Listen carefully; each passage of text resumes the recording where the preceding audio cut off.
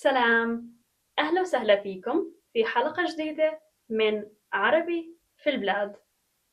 في حلقة اليوم رح نحكي عن التاء المربوطة. أكيد التاء المربوطة بتختلف من لهجة للهجة. في اللهجة المدنية ممكن تكون التاء المربوطة بالنهاية أ أو إ.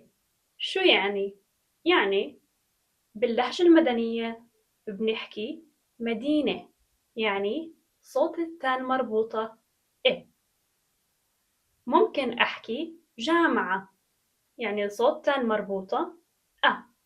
مدينة، جامعة. تعبانة، مبسوطة. فأحيانا التاء مربوطة صوتها إي أو أ. بس في اللهجات التانية زي اللهجات البدوية أو اللهجات الفلاحية بالعادة بتكون أ، يعني زي الفصحى. طيب متى بنلفظ التاء المربوطة ت، ومتى أ أو إ؟ إذا كان بعد التاء المربوطة صفة، يعني هاي سيارة سودة. سيارة اسم، سودة صفة. التاء المربوطة سيارة أ.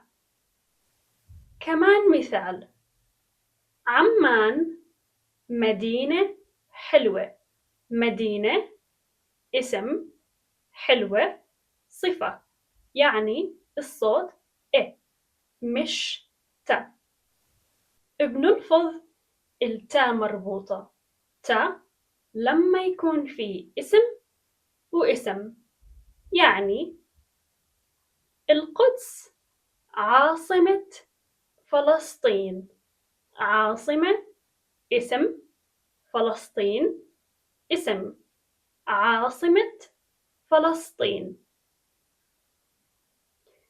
كمان مثال: أنا ساكنة في مدينة عمان. مدينة اسم، وعمان اسم، مدينة عمان. هلأ رح نعمل امتحان.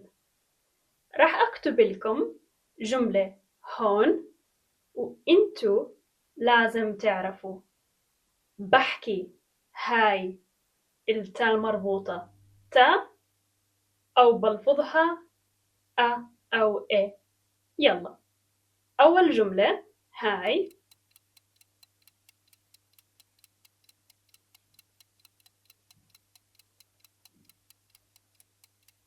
مايكل ساكن في ولاية كاليفورنيا.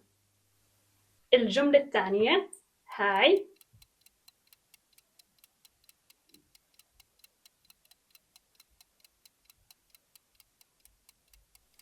أنا ساكن في شقة صغيرة. شقة صغيرة. وهيك بنكون خلصنا حلقة اليوم. إذا في عندكم أسئلة اكتبوها في التعليقات، وبشوفكم في الحلقة الجاية. مع السلامة.